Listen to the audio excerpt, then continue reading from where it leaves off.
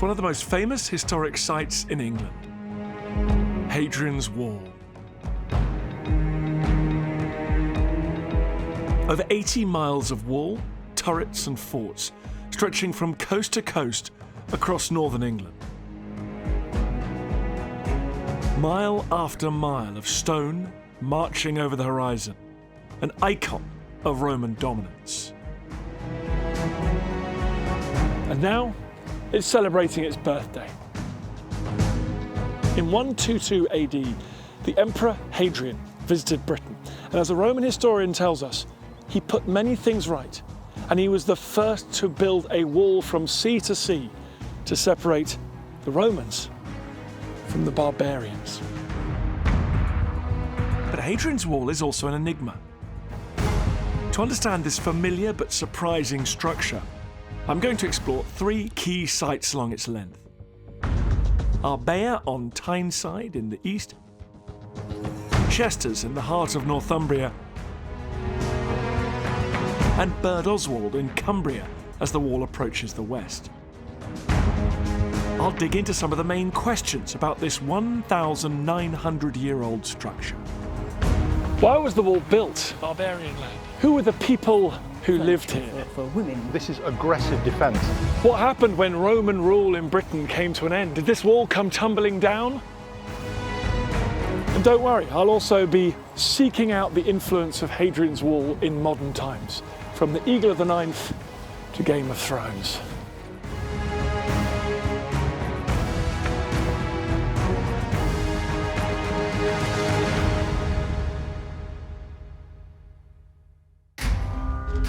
When the Emperor Hadrian came to his province of Britannia in AD 122, there was a profound change happening to the empire.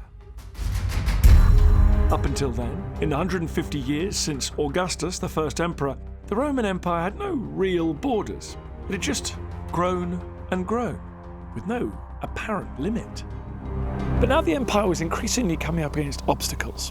Powerful rival empires in the east, resurgent Germanic tribes beyond the Rhine, and tough, warlike people in what is now Scotland. They had to ask themselves the question, did they want to go on expanding indefinitely? And the answer for Emperor Hadrian was no. He wanted to consolidate, dig in, fortify a line around that empire. And that is why this is the northern edge of an empire in its prime. One that stretched from here across thousands of miles of Roman-controlled land and sea to the sands of the North African desert. I'm starting my investigation of Rome's northern wall at Burd Oswald, a well-preserved fort built 1,900 years ago in Cumbria. Joining me by one of the main entrances is Rob Collins from Newcastle University. Originally. So this is obviously one of the big gates here. Yeah, this is the East Gate at Burd Oswald, and one of the best gates along the entire wall, really. It's huge, isn't it? It's a double. I thought these were meant to be defensive positions. These massive big gates. Yeah, this is a gate, but it's also a monument. You have to imagine this thing standing 2 or 3 stories tall. And you can see the quality of building in these gates. So those stones there that make the pier for the arch are very nicely shaped.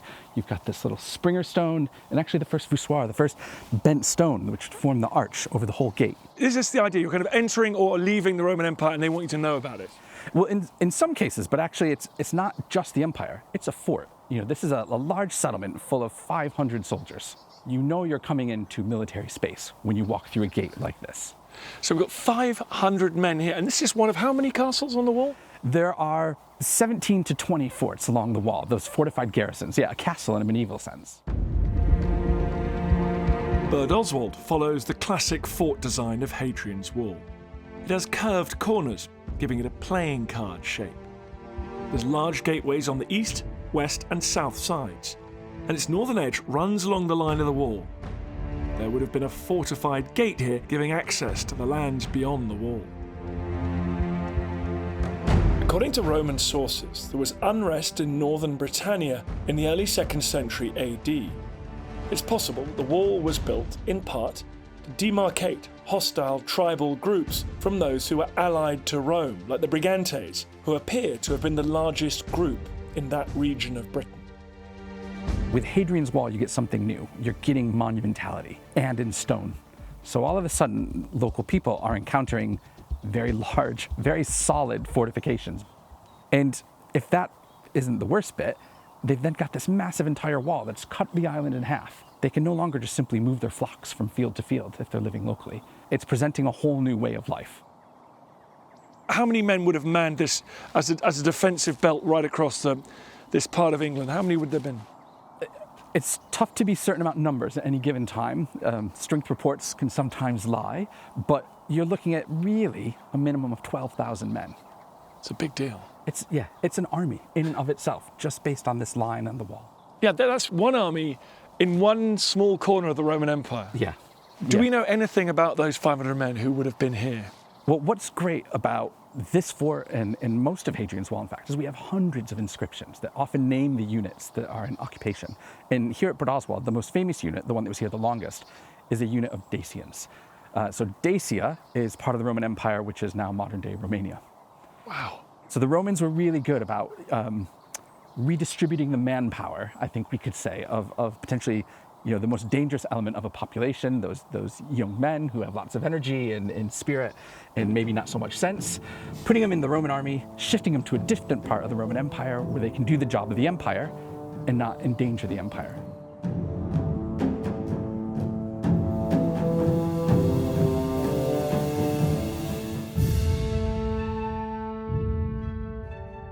Hadrian's Wall didn't begin as a huge stone structure.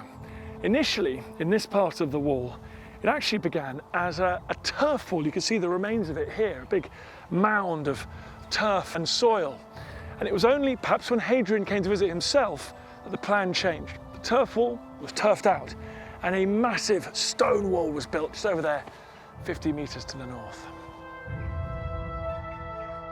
The legionaries who built the wall often left marks that didn't have an obvious military purpose. Rob, why is there a huge penis on the wall? Well, it's a fantastic bit of what some people would call graffiti, but I think it might be better to see this as a magic symbol, as a symbol of protection. The Romans actually put these things all over their empire.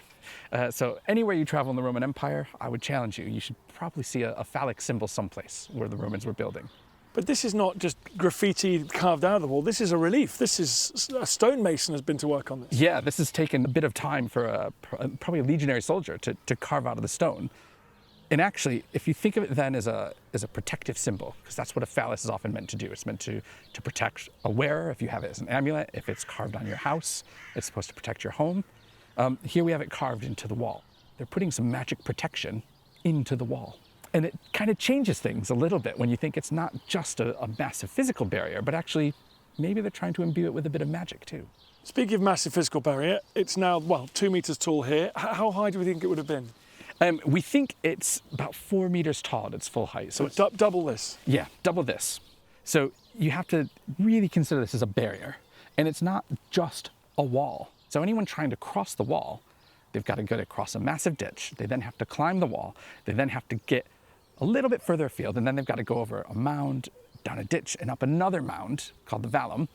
And so there's 3 major obstacles there for crossing the wall if you're not welcome.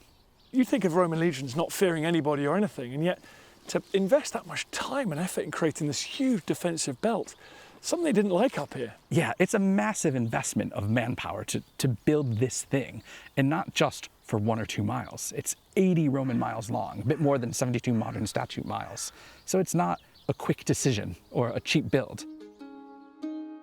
The area around Bord Oswald is the best place to see a continuous section of Hadrian's Wall, as the Romans planned it around 122 AD, with its large forts and smaller mile castles.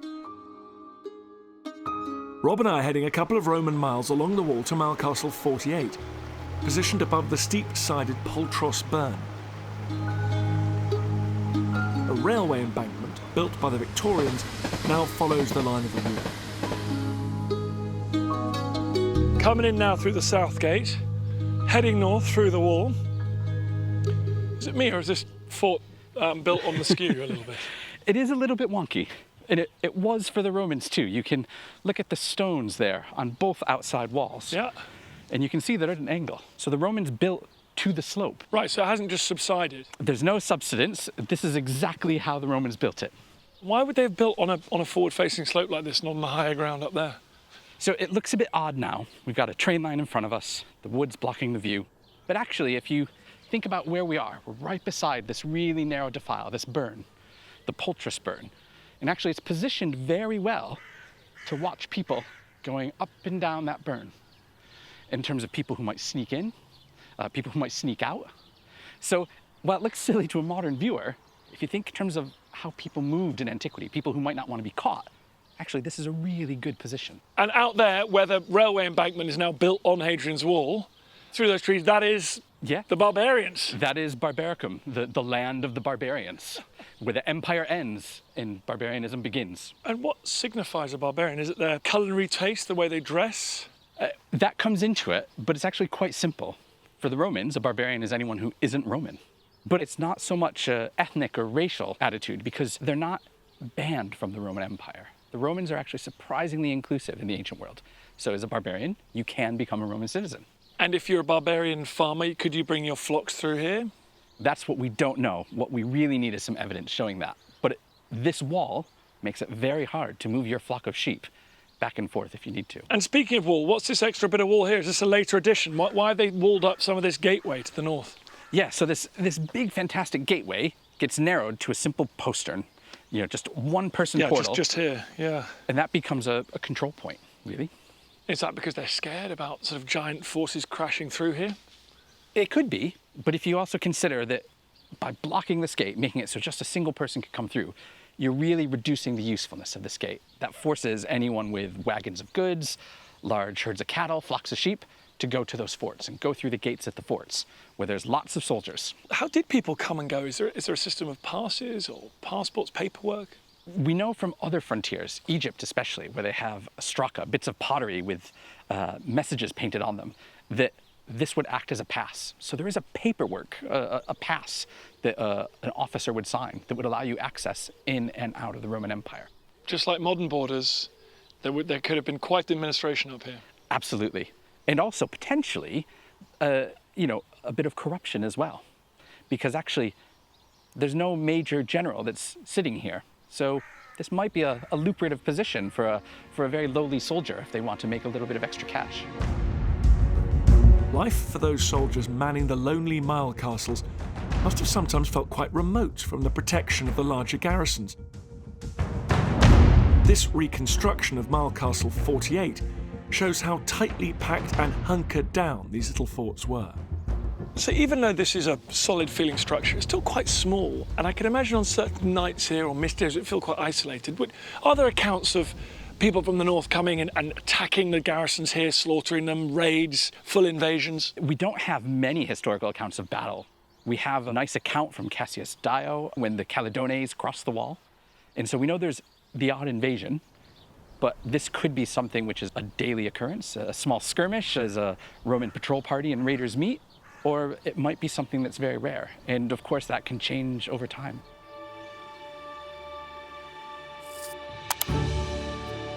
Remember the East Gate at Burd Oswald? Well, this is how it would have looked in its prime.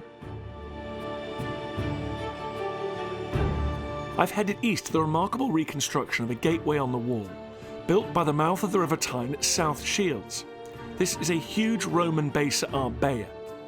It gives a clear image of just how imposing Rome's frontier was.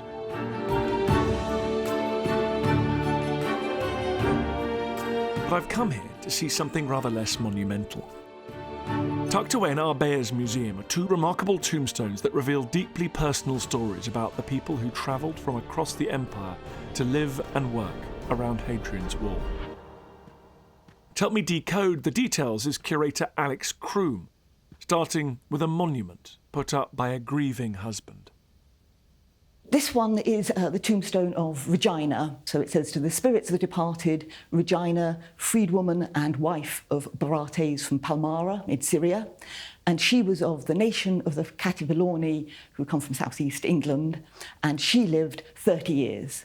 But what's particularly interesting about this tombstone is that it's actually a bilingual one. This is the only one known from Roman Britain. And the line underneath in Palmaran Aramaic says, "Freedwoman of Barate, alas." But it's quite interesting that the Aramaic inscription just refers to her as his freedwoman and not as his wife. Was she like to have been enslaved and sort of freed by her husband, do you think? Or do we... He probably bought her as a slave, but that at some stage decided to free her and then marry her. Amazing amount of detail here. What can we tell about her life and her status? Well, she's sitting in a high-backed wicker chair, which is a very characteristic type of furniture for women in particular. She's got her jewellery on, nice bracelets, but she's opening a box there. You can see the sort of the keyhole for lockbox, so this is showing that she's got money. And then on the other side is a basket of wool, and in her hand she's got the distaff and the spindle. So this is a very female occupation, is spinning thread. So this is showing her that she's a very womanly, wifely person, though probably as an ex-slave she's getting her slaves to do that, and she's no longer having to do it herself. She's overseeing it. Exactly. And there's a second tombstone, one that captures the relationship between two members of the army. This is a really fine sandstone, so it takes a lot of detail, and you can see the influence of Syrian tombstones in it from the amount of folds in the cloth and all the creases in the mattress cover. But this one again, this one is a tombstone to someone called Victor, who was the nation of the Moors from North Africa, Mauritania, and he lived 20 years. He was a freedman from a man called Numerianus, who was a soldier, just a cavalry soldier from the first Ala of Asturians. Ala just means it's a cavalry regiment, Asturians as a tribe from Spain. And Numerianus devotedly conducted Victor to his tomb, showing that they must have had a very close relationship. So amazing. His former slave, they're obviously so close, he erects this beautiful memorial to him when he's dead. Yes, Numerianus is not an officer, he's just a rank-and-file soldier, and yet he puts all his money into creating a tombstone like that.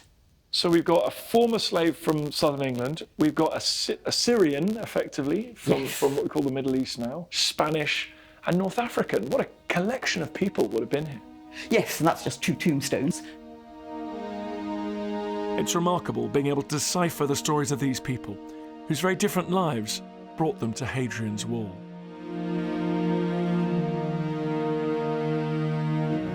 Stone is so much more durable than human flesh and bone. So whenever I'm at Hadrian's Wall, I can get distracted by the sheer amount of stone, the military engineering.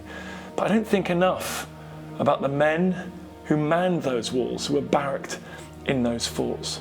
But thankfully, occasionally we do find other bits of stone that do give us an insight into the men and women that were here. This remote outpost of empire, from thousands of miles apart, brought together by their language, their beliefs, their fashions, their tastes, but also their obligations to that empire and the advantages they derive from it.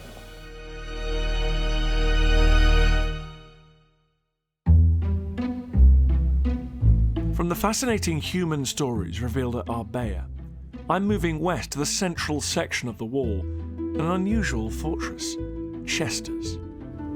Like all the major forts, it was added to the basic design of the wall a couple of years after construction began, possibly on the orders of Emperor Hadrian. But Chesters was specifically designed for fast-moving shock troops.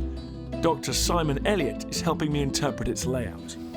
So who are the men that are living in these buildings? Well, you're in the middle of a Roman barrack block for cavalrymen.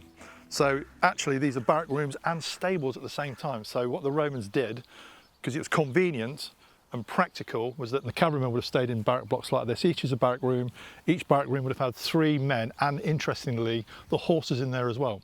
I think you'd probably quite like to live so close to your horses. On a cold winter's day, you get the heat from them. Absolutely, yeah. So the horses on the bottom, 3 horses in here, then a mezzanine level above, sort of with a wooden floor, and that's where the men slept. If you imagine that you're based here, but you sort of originate in the blazing heat of Roman North Africa, and you find yourself here in the freezing cold of a British winter, in the wild west of the Roman Empire, you're going to love having those natural radiators below you. Are they doing big cavalry sweeps? Are they riding out, raiding, scouting? That's exactly right. So basically this is aggressive defence. One of the really, really interesting things about this Fort Chesters is 3 of the 4 gateways are actually proud north of the wall. So this is where the aggressive defence comes from, where the flying cavalry columns sort of shoot off into the far north to take on the natives who are rebelling occasionally against the Roman presence in the north of Britain. So Hadrian's Wall seems to have different purposes, and many historians disagree exactly what it's for, but this suggests this is about projecting hard power. If you think about this 80-mile long physical barrier with its 158 turrets along it, with its 80-mile castles, with its 17 forts, that is a massive investment in time and money. So to me, this has got to be a hard military barrier. But military barriers aren't just about standing sort of on top of the wall, stopping people coming through. You have to have an aggressive defence to stop people even getting the chance to come to the wall in the first place. As I said in the First World War, our front line is the enemy's wire. Absolutely right, yeah. And this is a prime example of that from the Roman world. Kind of trying to dominate no man's land beyond. Probably all the way up through the Scottish borders up to the sort of Forth. It's remarkable how many expensive resources the Roman Empire poured into its northern frontier. Nearly 500 cavalrymen and their horses were stationed in this fort alone. It's an indication of the vast commitment to this defensive project in terms of men, animals, and infrastructure. And a key part of that infrastructure was the management of this vast enterprise. Administration was one of Rome's greatest exports, and it created unified, predictable processes right across the empire. So this looks different to the barracks area. This is called the Principia, so it's the headquarters building for the Roman fort, and you have a Principia in every single Roman fort everywhere in the Roman Empire. So if you're a new officer arriving, you're a bit wet behind the ears, it doesn't matter, you can get straight into it. Absolutely, yeah, you know exactly what you're going to go. You'll know exactly which office you're going to go into. You'll know exactly within the office where all the materials are to do your work sort of are, because you've done it exactly the same everywhere else in the Roman Empire you've been. And this is the beating heart of the camp. It is, it's actually physically right in the middle of the camp. But one of the rooms here is my favourite room. So let me show you my favourite room. It's right over here.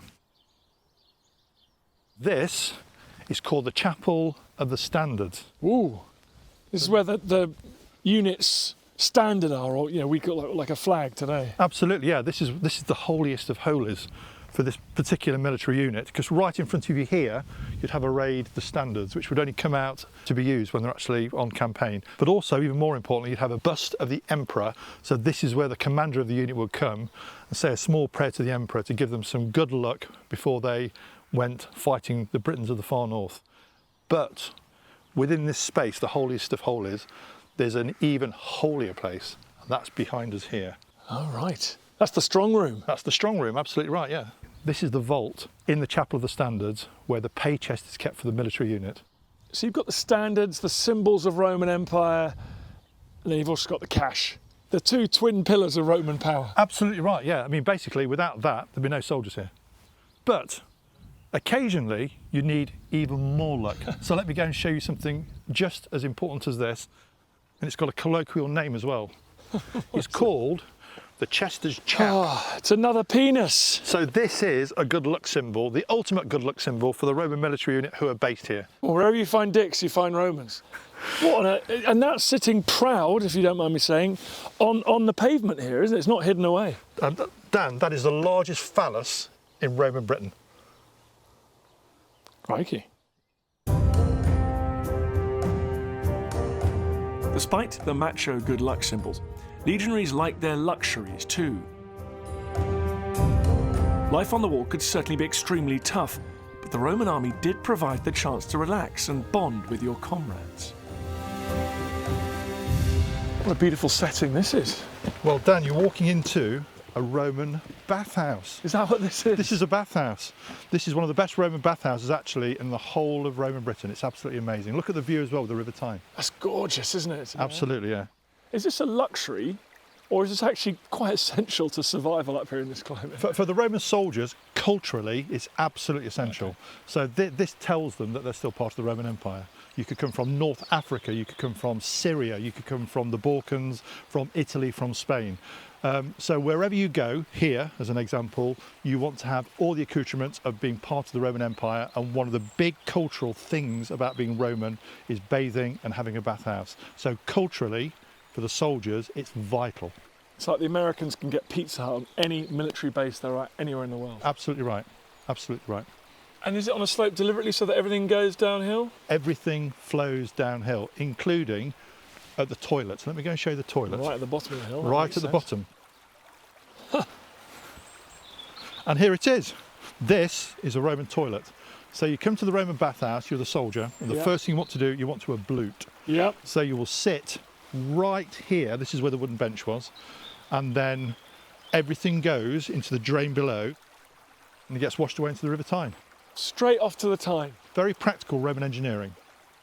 And it's a communal experience, you're just sitting side by side? Yep, so Chatting? chat, having a chat about what they're going to be doing later in the day. They're going to sort of ride out on the north of the frontier, sort of terrorise the local natives, etc. And then effectively do the equivalent for the Romans of reading a newspaper on the loo.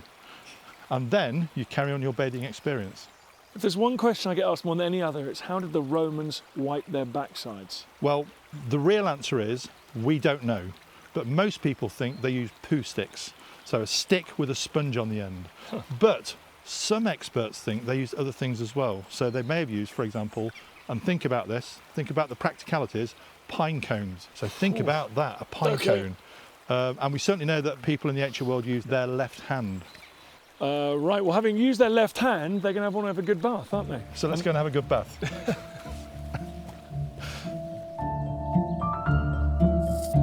So we've been to the toilet and we're now walking out of the changing room. So the first thing you do in terms of a Roman bathing experience is you go into the tepidarium, the medium heat room. So this room opens the pores. This is the caldarium. This is the hot room, so your pores are now really open. You sweat everything out.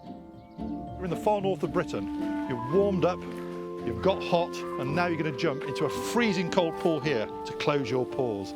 That is going to wake you up. The Roman bathing experience is sort of like really builds for a military unit camaraderie, because everybody's experiencing it in the same way. You'd have the officers here at the same time as the troopers. So in here, everybody's an equal. And Chesters, like Arbea, has evidence written in stone showing exactly who was stationed in this exposed northern outpost.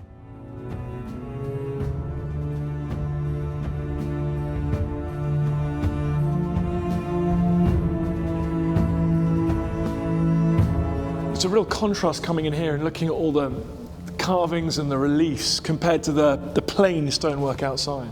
Well, this tells us a huge amount about the people who were manning Hadrian's Wall and all the forts, and crucially, who was building Hadrian's Wall. So many of these monuments here actually record the military units who built sections of Hadrian's Wall. And here you've got 4 right in front of us from a legion called 20 Valeria Victrix. Oh, the famous Valeria Victrix. Absolutely, yeah. The boar, which is a symbol of Valeria Victrix. So you would have vexillations, regiments coming up to the wall to build sections, cycling through all the time, right there in front of you, their record. And they're all carving the boar to let people know it was them. Unit pride. Absolutely right, yeah. And here you have an example of a specific individual who served with 20 Valeria Victrix on Hadrian's Wall, right there. So this is the tombstone of Cornelius Victor, who was a Pannonian, so he was from the Danube frontier. He was the son of Saturninus. Now, Saturninus in the Roman period is a North African name. So his family were from North Africa. And we can even see his rank, and he's a very senior officer. He's the primus pilus of 20 Valeria Victrix, the most senior centurion in the whole legion. And there's his tombstone from Hadrian's Wall. You can imagine a really grizzled veteran, 55 years old, still in the army. What a legend. And still serving probably at the point that he died. So he's come all the way from the Danubian provinces. Yep. Is that still the case later on in the empire, or are they using British troops to man these walls? Well, towards the end of the Roman occupation in Britain, a change has taken place, because by then you've got field army troops who in Britain are based further south, and then you've got troops manning the walls, the Limitani, who are effectively gendarmes, and those, the Limitani, have probably been recruited locally. So over the centuries, the troops here on the wall no longer came here from far across the empire. But even in the early days, close to Hadrian's time, local customs and beliefs had a strong influence on soldiers from distant lands who adopted British deities. What have we got here? Well, this is a very important religious dedication, and we can tell firstly who it's been set up by. So it's been set up by the prefect of the first cohort of Batavians. So the prefect is the commanding officer. The first cohort of Batavians is an auxiliary foot unit who are based at Crawborough, and the Batavians themselves are from the Rhine Delta. They're Belgians, okay? So we know who set it up. But the interesting thing is that the deity it references is a local British deity called Coventina. So here we can see cultural transfer taking place. A unit of Belgian soldiers based in Roman Britain on Hadrian's Wall for so long that they start worshipping a local goddess. And that wasn't a threat to the Roman Empire? I think, actually, if you lived in the Roman world anywhere across the vast empire, if you did two things, you paid your taxes and you tipped your hat to the imperial cult, so you acknowledged that the emperor is a god, then you could do whatever you wanted to. They were very relaxed about who you worshipped, providing you acknowledged the emperor was a god.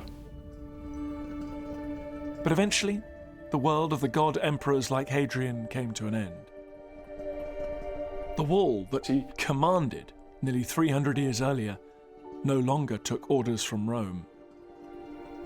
Around 410 AD, Britannia lost the control and protection of the empire.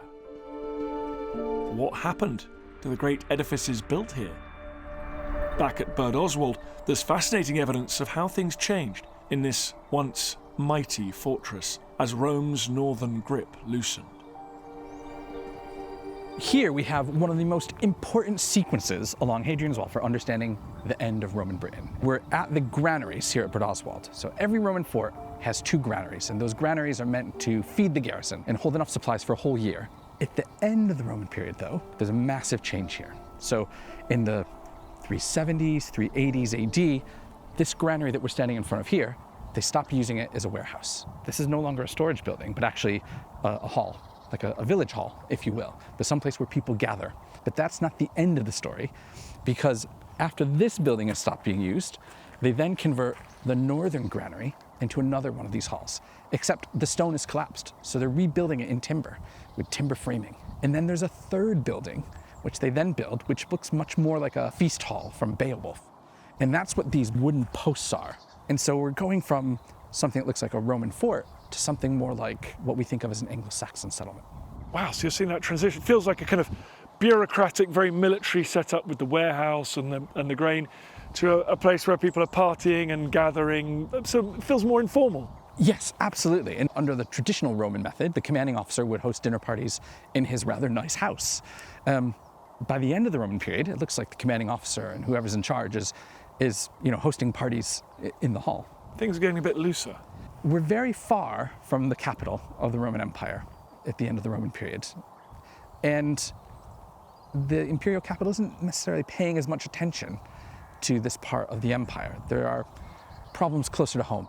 So the local commanding officers, they probably have to do whatever they can to maintain their authority, to maintain not only their position, but the discipline of the garrison. And if they're not getting reinforcements from Rome, if they're not getting orders from the emperor or his generals, then they're doing what they think they need to do to continue on. It's almost like these officers are going from kind of middle management and a huge imperial organized structure to sort of big warlords. Exactly that. And that's exactly the term we use when we talk about that late Roman to early medieval transition in Britain, that the garrisons of Hadrian's Wall are morphing into these localized war bands. The days of the wall as a line marking the edge of empire were gone. Hadrian's visit to Britannia in 122 AD was a very distant memory, as one of the high watermarks of the Roman world. But as the wall crumbled and its stones were reused in new buildings by a new order, its memory did linger on. Rob, I know there's lots of walls in the world, but there's something about this wall that seems to have exercised a huge influence on artists, on writers. This idea that you can block off an entire island from what lies beyond. Yeah, it's something we call a cultural afterlife, in the sense that it's had its glory days under the Roman Empire, but the wall is never really forgotten. We have medieval maps that mark the line of the wall. We have writers talking about it through the ages. The wall is almost a character in its own right in a lot of these books. It marks a transition place from civilization to barbarism, or normality to weirdness in bizarro worlds. Do you get any sense of that in ancient writers? Yeah, there's this fantastic passage in Procopius, who's writing in the mid-6th century in Byzantium, in which he talks about it as separating the north and the south. And to the north of the wall, nothing can live. It's the land of the dead. But to the south of the wall, it's a moderate climate, and it's full of abundance and growth. So in Procopius's writings, we see the wall as a boundary into the other world. And another story in which the wall features prominently as that dividing line between light and darkness feels like the Eagle of the Ninth. Yeah, a great story where, yeah, crossing the wall is the start and the end of the journey. And of course, Game of Thrones features a gigantic ice-bound wall protecting the civilized lands to the south from a world of otherness to the north, peopled by the wildlings and terrifying White Walkers. We've got to talk Game of Thrones. It's got the big old wall. That's Hadrian's Wall, isn't it? Yeah, absolutely. In fact, the author of Game of Thrones, George R.R. Martin, is on record saying that the first bit of Game of Thrones that comes together is when he did a visit to Housesteads in the early 1980s. And he looked across from the north ramparts and just kind of imagined what it must have been like in ancient times to be standing there looking into the savage lands, as it were. Would the Romans have recognized our modern romanticized image of that as a wall, of a kind of absolute delineation, a barrier? I think it depends on which Romans you talk to. If you were to talk to the soldiers, their wives, their children, the local farmers living here, I think they would probably laugh at us and say, don't be silly, that's too simple. But if you were to talk to a senator in Rome, or someone working at the local baths in Rome, they might absolutely think that. It's not that different from what we have today, that people who live very far removed from the borders have a certain image of what happens at borders, whereas the people that live next to the borders have a much more realistic sense of what happens on either side. And indeed, if they live here, they will be familiar with the humanity of the people that live on the far side of the wall as well. Exactly. Whereas to people further removed, if you're down in Londinium or even Rome or North Africa, you must think that what lies beyond that wall is just darkness. Yeah, and if we think back to Game of Thrones and your cousin Jon Snow, when he first talks about the wall, and he's first approaching the wall, it's something foreign, it's very alien, but during the course of his time there, he's going to the north of it. He's meeting the wildlings and the people on the other side and realizing they're not quite so different. And so there's always that lesson that when you get close, these borders aren't absolute. Thank you for not saying you know nothing, Dan Snow. We got through a whole day. Coming into the real wall, rather than the one of our imaginations, is a thought-provoking experience. For nearly 300 years, this was a potent symbol of what Rome could do and what it meant to be part of the Roman Empire. It's so fascinating that perhaps it's here, on the very edge of the Roman Empire, its northern extremity, that we can best understand what made that empire so mighty. The sheer scale of the remains here, the richness, the quantity from coast to coast, means we get an unrivaled insight into what made that empire tick. The massive application of military force, the monumental building and engineering projects, and the methodical repetition of the systems that underpin that empire, and seen it conquer great swathes of territory and hold on to them. And it's all here, far from Rome, in the hills of northern England.